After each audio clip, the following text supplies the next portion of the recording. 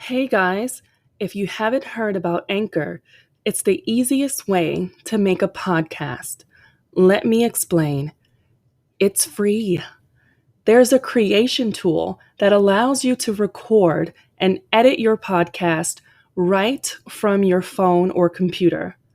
Anchor will distribute your podcast for you so it can be heard on Spotify, Apple Podcast, and many more. You can make money from your podcast with no minimum listenership. It's everything you need to make a podcast in one place. Download the free Anchor app or go to anchor.fm to get started. Hold on to your seat and get ready for a new episode. You're listening to Ask Fallon, The one and only podcast where you can learn about spirituality, mental health, dating, business, and personal development vicariously through the evolution of Fallon.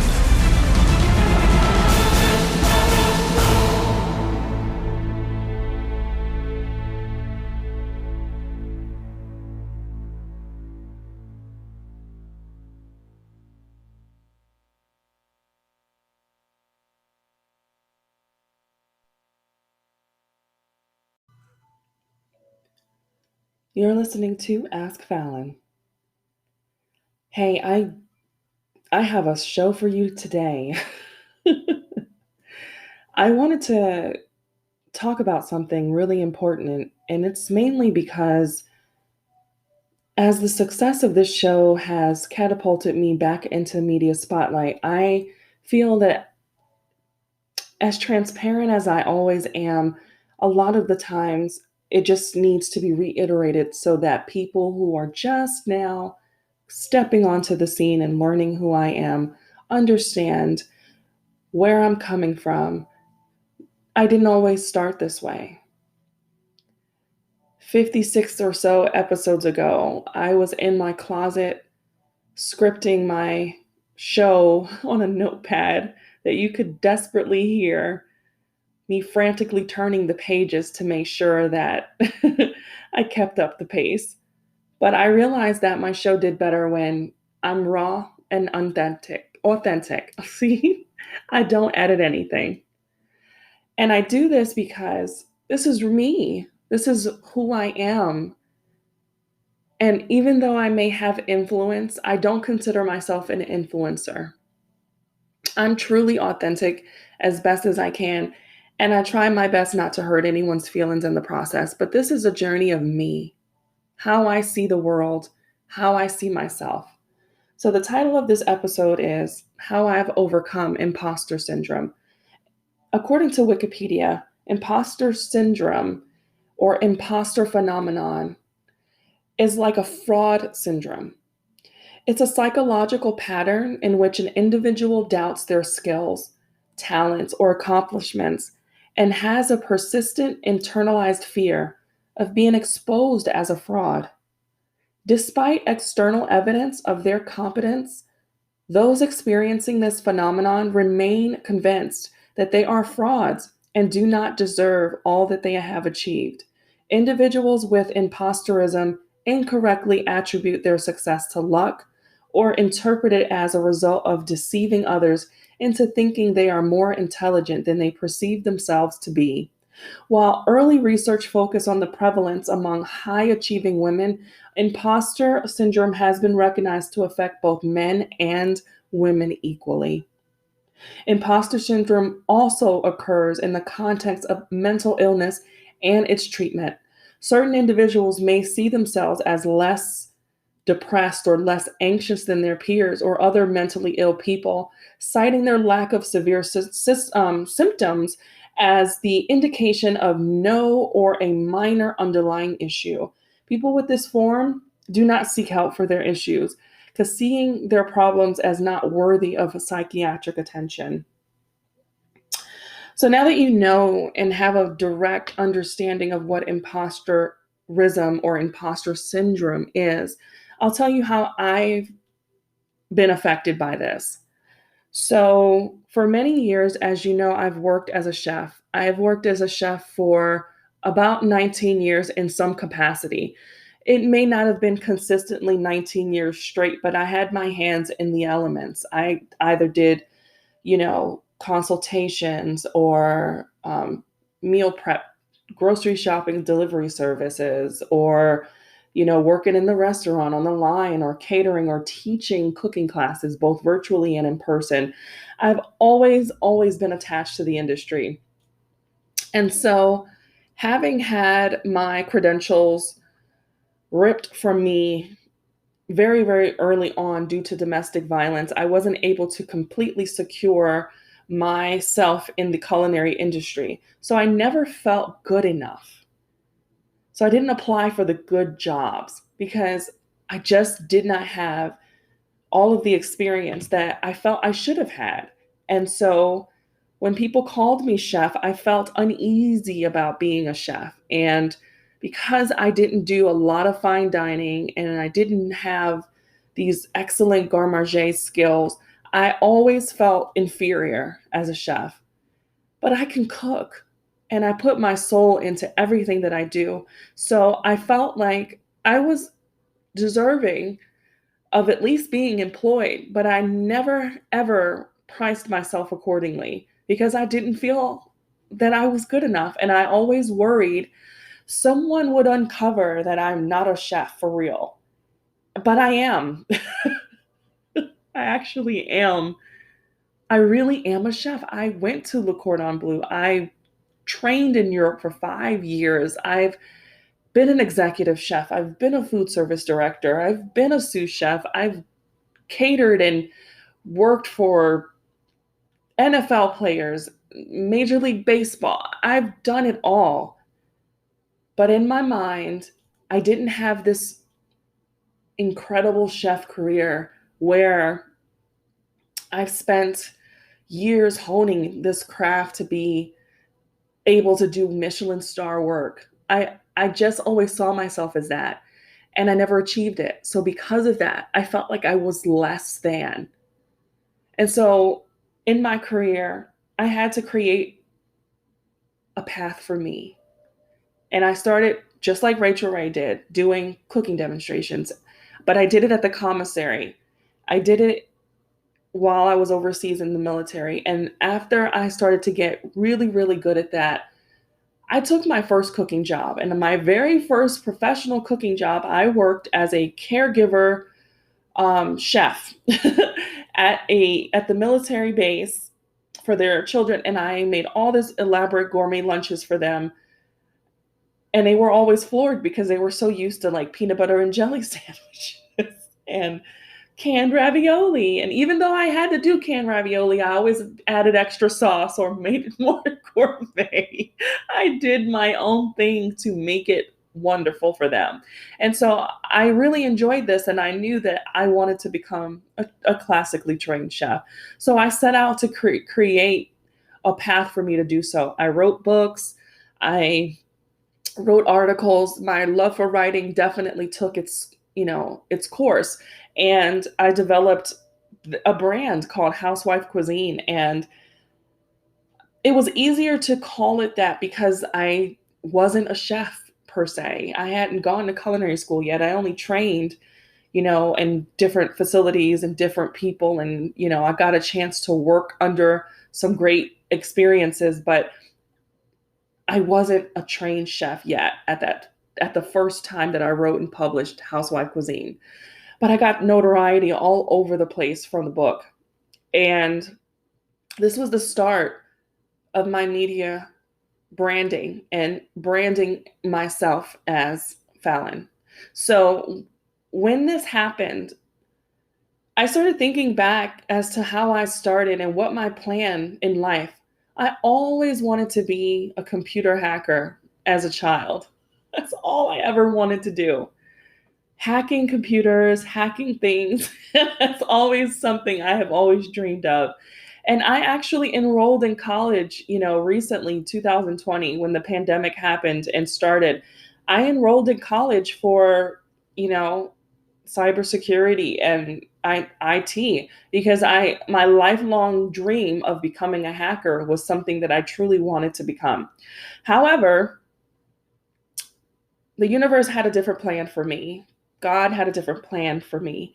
And I decided to go into media and marketing. I had Vivid Vortex and I started, communicating with some other PR people online. And all I can say is, wow, I didn't realize who I was when I started communicating with these people. I had branded myself so well online to be a lot better at all the things that I thought I wasn't really that great at. And so when I rebranded myself, I'll never forget, this public relations lady just befriended me on Instagram, and she's like, "You need to come back, bring the show back, rebrand, and then come talk to me."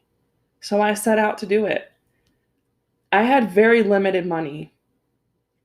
I lost my job at the Arizona Diamondbacks as one of the chefs on their team. And, with the state of the world, I just was limited on income. And I applied for unemployment benefits, and they came about 4 weeks after I applied. And I had already been on unemployment benefits, but I had stopped them because I had the temporary job I had with the Arizona Diamondbacks that was, very brief. And so when that happened, unemployment benefits will take your benefits away in like 30 seconds, but they will take 30 years to give it to you. So when that happened, I already had a unemployment case, and all I had to do was get through to someone online to reactivate it. Whereas most people, I think the whole, almost like, I don't know how much of the country, 30% of the country or so was out of work. And so it was an influx of applications to get through for unemployment. But I already had an established case, thank goodness. All she had to do was like flick a button and boom, I was back. And ironically, this is how the universe is. That's why I say when something is for you, it is for you. Out of all of that, I called the first thing in the morning and this woman answered the phone like that. And I couldn't believe it because I had seen so many posts about people not being able to get through. And she says, "Yeah, you've already had it. I'm just going to go ahead and reactivate it and go ahead and start filling it out again as you were before," and blah, blah, blah.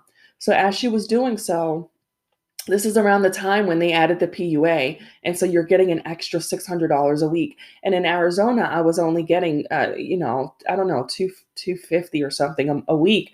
So it was $800 a week I was getting, almost 1,000. I had them take taxes out of it because I knew I was going to have to owe those taxes at the end of the year. And I was like, I am not going to put myself in a situation where my tax return is not going to be stellar. So I had, all of that taken out, and I was getting like $800 a week, and my rent was only $1,000. So I was making a lot of money, and I wasn't working. It was more money than I had made working even as a chef for the Diamondbacks. And so I ended up just putting the money away. I remember my daughter and I stuffing cash into like shoe boxes in the closet and putting it in our fireproof box and hiding money everywhere because we have always struggled. I've worked so hard in my life, but I've always just was missing a beat, you know?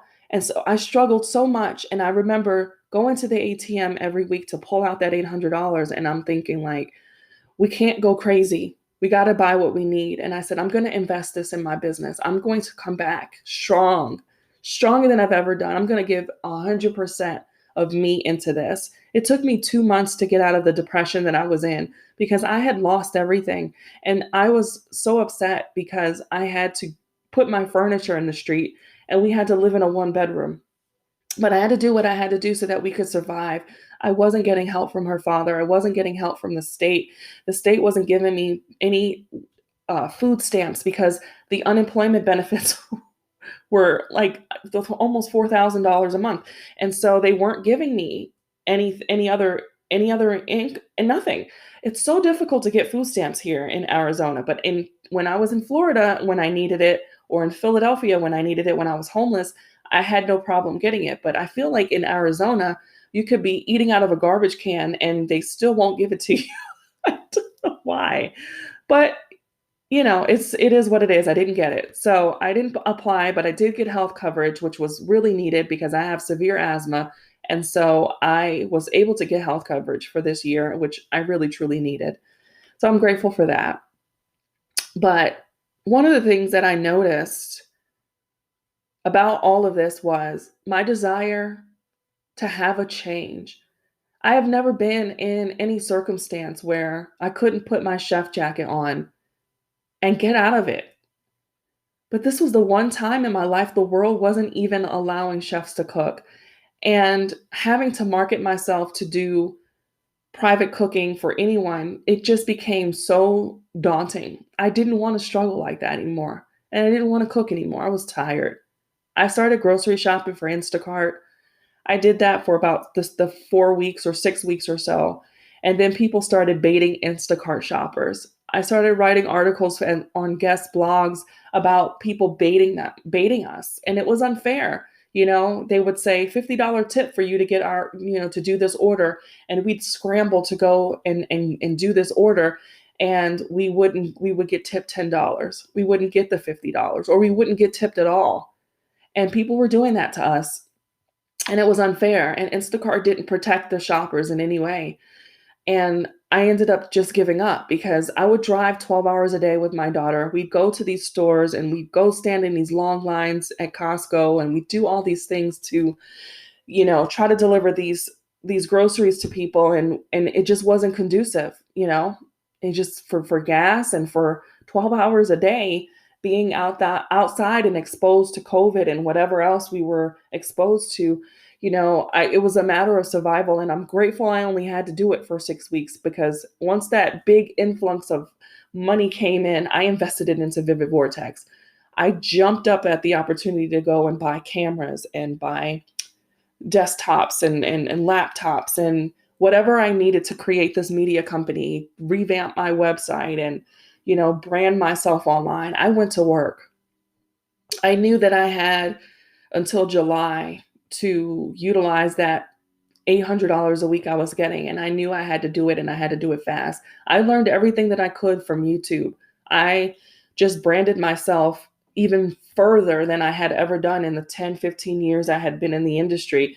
I actually had time to focus on what I wanted to do and how I wanted to build out this brand. But the thing that I really struggled the most was my credibility.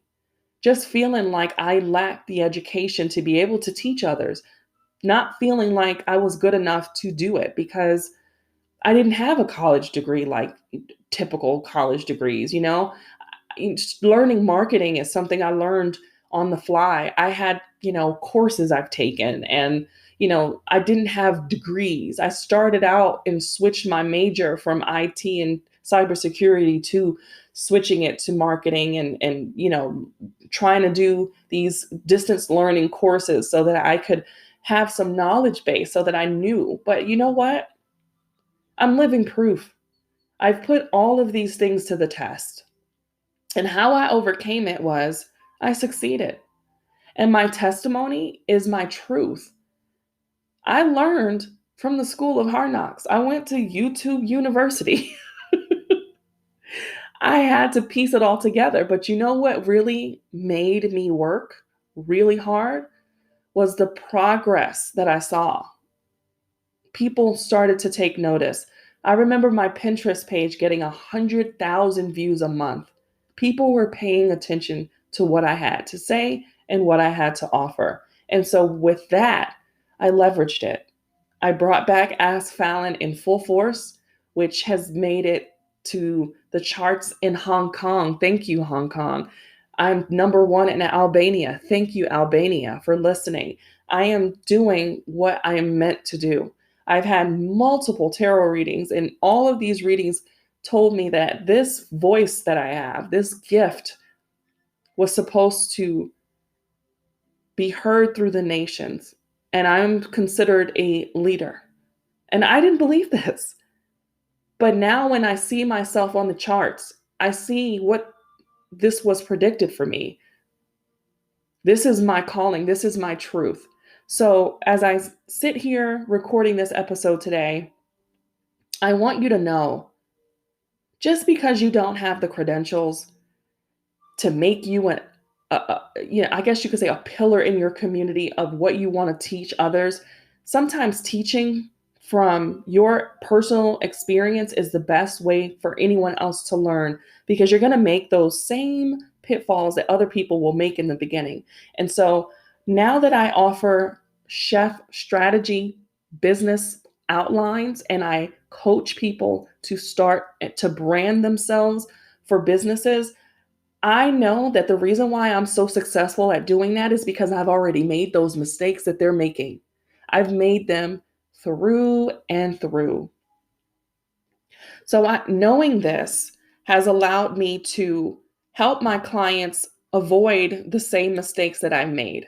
It's allowed me the chance to be able to say, hey, go through steps 1 through 10 in this exact format. And the reason why it's listed in this exact format is because it'll flow seamlessly and you'll get the results you're trying to get a hell of a lot faster than the years it took me, because I had bits and pieces pieced together.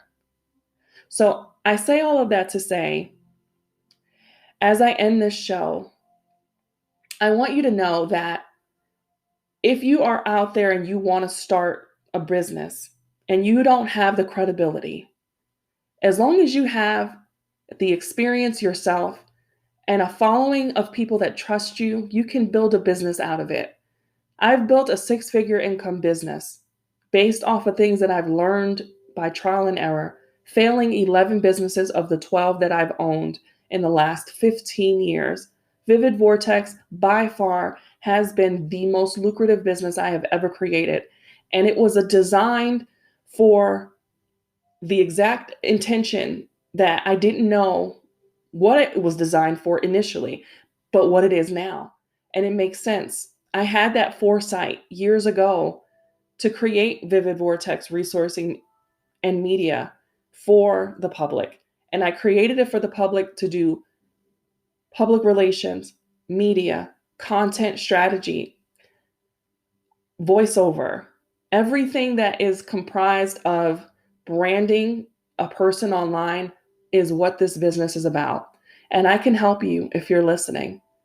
If you want to follow my path and you want to create a lucrative income virtually from home and digital products, I'm your girl.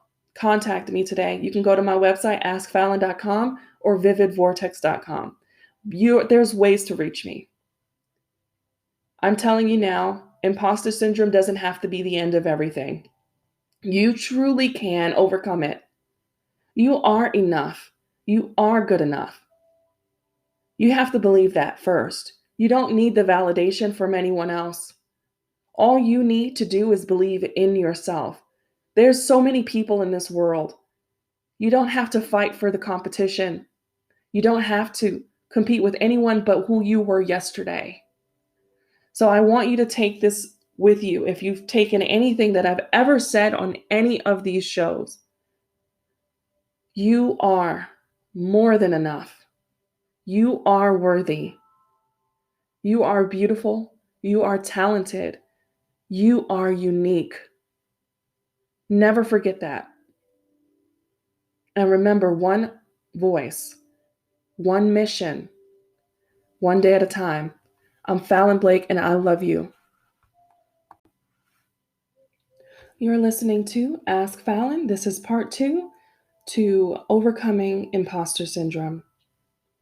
So I want to continue on because I realized that there's so much more that I wanted to say. I realized that just because you don't feel good enough to create an element of income stream for whatever you want to create it because you didn't go to school for it, doesn't mean that you're not good at it. So don't let that conditioning that society has stop you from achieving something that you deserve for yourself and for your family. If I would have stopped cooking just because I didn't qualify for this executive Michelin, representation, I guess, of my brand, I would have missed out on opportunities of a lifetime. You know, I should never have doubted myself, but I did. It's trauma from childhood, not being good enough and being called stupid. I'm not stupid. I'm one of the most intellectual people that I know, besides, you know, the people that are in higher places that I aspire to get to, which is my external circle of influence that I have as mentors. But I'm very, very capable of holding conversations with them, and they are like Harvard elite and Princeton and all these Ivy League college graduates and doctors and surgeons and just beautifully gifted people. And they love me and never treat me any different. So that enough and that alone makes me understand that this is definitely meant for me. What I'm doing today is my calling. So I eventually took a leap of faith and applied for a professional writing job. And I'm a contractor for a major outdoor clothing brand. And I'm really excited about this opportunity to write for them for the diversity of their brand. And I haven't been authorized yet to utilize their name, so I'm not going to mention it in the podcast because the podcast is way too big for me to be able to use their name without their permission, and I'm not going to go there. So I am fortunate that I'm a writer for them, and it's really exciting. I'm working on my first e-course for personal development, and this is just where I see Vivid Vortex Academy really, really thriving. Having a personal development course first before launching a business course is very critical. And this is why. When you decide to open a business or start a business, you need to have the mental ability to be able to handle being an entrepreneur. It is difficult to start a business. It is not easy. Even if you hire me as a coach or a business consultant for your brand or for your business, you still have to do the work.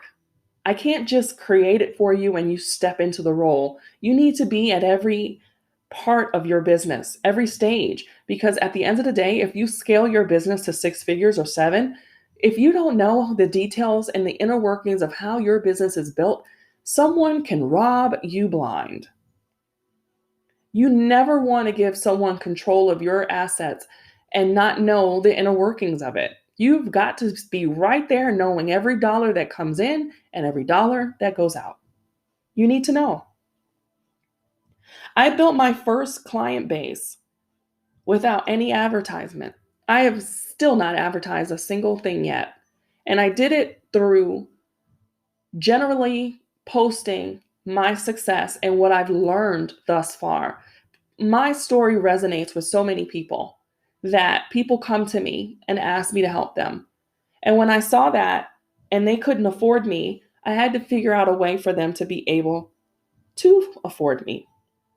So I created e-courses and I am about to launch them publicly, but I had to do it as a beta program to see if it worked, to see if they worked for these people. And they did. And so when that happened, I started feeling confident enough to start charging. I started charging at 2,000. I went up to 2,500, went up to 3,000. Now I'm at 5,000. As I continue to grow, I can create these high ticket, valuable, price molds for myself because I deserve it. I've been underpricing myself my whole life for fear that I was not good enough because I didn't have certain credentials that I felt like I deserved and I needed. I never had the chance to put myself in those shoes because I shot my chances completely back by not even going forward with it in the first place. You are the number one person in your life to kill your own dreams, your doubts. It'll debilitate you. If you just don't believe because you don't see results the next day, really? You're just going to give up? Do you know I've been working at this for 20 years? My overnight success is 20 years in the making. It took me 12 businesses to get one that really made money. I'll never forget when I got a text message from my CPA who said, Fallon, you made $30,000 more in 2020 than you've made before in your business. $30,000 more. I went swinging at the end of the quarter last year because I knew what I know now.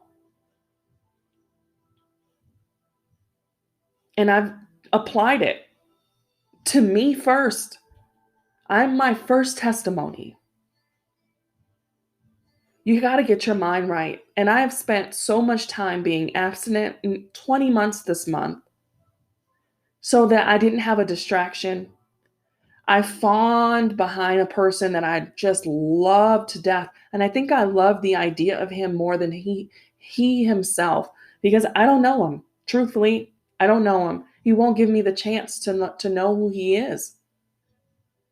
So I had to move on and focus on myself and focus on my brand and focus on my business. But it hurts to be rejected. It killed me to be rejected by someone that I really, really already had before. But it wasn't meant to be at this time. And I don't know what the future holds, but I know I couldn't put myself in a situation without mentally being prepared for it.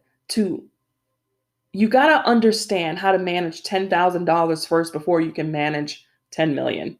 You know, it's a whole different beast. Getting to your first 100K is a hell of a lot harder than getting from 100K to your first million, because you now have the resources, you now have the knowledge. But if you've never had it before, getting to 100K seems like, I don't know, impossible sometimes if you've never seen it. I've never seen $16,000 in my bank account before at one time until now. I never noticed that before. Blew my mind to see it. I didn't even want to shop for it. The first thing I bought when money really, really started to come in, the very first thing I got on Amazon, I don't even want to tell you. I literally bought organization stuff from Dollar Tree and Amazon. I bought these containers to put my food in, like a kitchen, what I got, a dish, it was a dish rack. It was like $76. It was so expensive for me. And I was like, oh, I saved it for forever. Like I got home improvement stuff, all the things that I saw in like magazines and follow people on YouTube who do, cleaning things. And, I bought cleaning stuff galore, like big spender at Dollar Tree, $70, $80 and stuff. Crafting materials. Like I went and just organized my life. I had been living in bags. My stuff was in boxes. When I left that one bedroom and I got this house, I didn't have anything to put anything in. So when the money started to come in, I organized my pantry and, organizing my closet still as we speak. I'm actually, one of the biggest things that I bought was multiple sheet sets for the bed. I know that sounds so funny, but I literally bought 4 sets of sheets for the bed, 4, so that I can change them out, every other day. I've never done that before. I've always had like 1 or 2 sheets and that was it. But I actually bought so many sheets that I can change them out every day if I really wanted to. And I did that. I have these crisp white sheets on my bed and I have 1 set of black. And I'm just, for that time of the month, for that week, I need the black sheets. But for the rest of the week, I have white sheets and I could just change them out every 2 days. And it's like being in a hotel. I bought things to clean my bathroom and I'm like on my social media, on my personal page, just posting like, weird videos of me cleaning stuff. I'm so happy in my life. And this is what I've done to really, really level myself up. My in-home environment is where I thrive. And so I wanted you to understand that if you're feeling stuck and your mental health is not where you need it to be, you need to meditate. Having a meditative practice that removes blocked chakras in order to find balance in your life and create abundance is exactly how I built what I have today. It's a combination of me fasting for 60 days to following YouTube influencers and learning from them, and then paying for my first mentor so that I can grow my brand and business quickly and effectively, and now replicating that to my clients. I can always have clients from people who are women chefs or chefs wanting to develop a brand or product, or another podcaster who wants to monetize their brand. Because I am where people want to be, they trust me because I had to get there and I'm transparent about how I got there. It isn't luck. I've worked for this. I've cried for this. I've begged for this. And it took me 20 years. I'm not an overnight success. And many of you listening won't be either. But you cannot give up. That's the one thing I ask you, is to never, ever give up. Because truly, truly being authentic is going to get you a really good follower base. When people can really relate to you because you're bold enough to tell your truth and to speak from your soul, people resonate with that. That is why people like Eric Thomas is so successful, because he tells you it took him 12 years to get a college degree. He's been homeless X amount of times.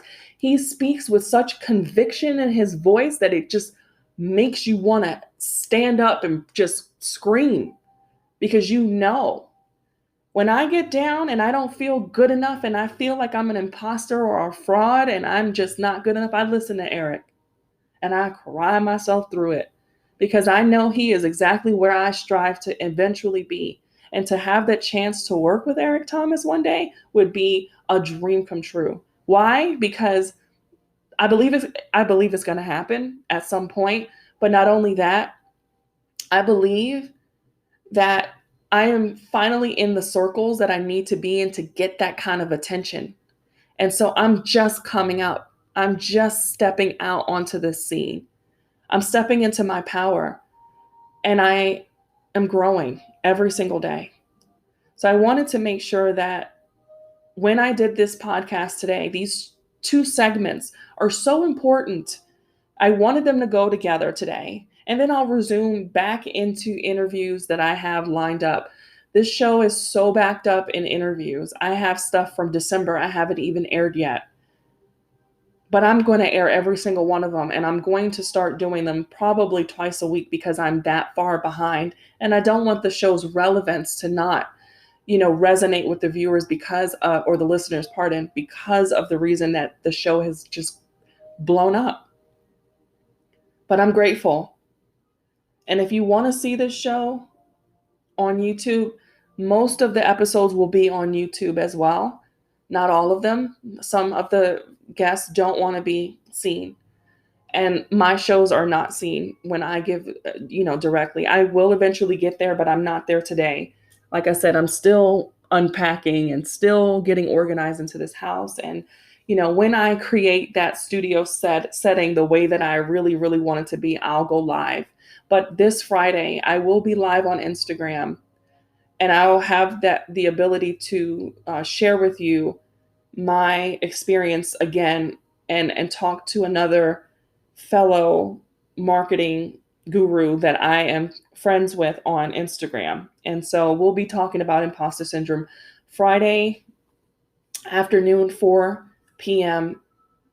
Mountain Standard Time, because I'm in Arizona. So if you want to see it, it'll replay again, I'm sure. But I want to make sure that you guys are tuning in for the live on Friday.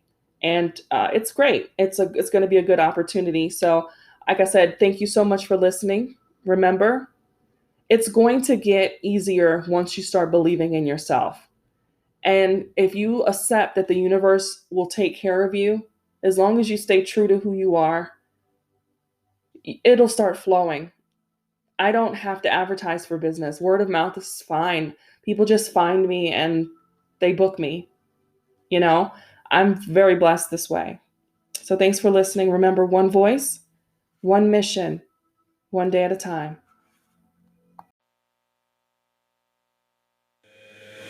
Thanks for tuning in to another episode of Ask Fallon. Be sure to download the Ask Fallon app available in Google Play and the Apple App Store so you never miss a show. To advertise on the show, visit www.askfallon.com. Connect with Fallon directly on Instagram at ask.fallon and Twitter at askfallon2. Remember, one voice, one mission, one day at a time. Thanks for listening.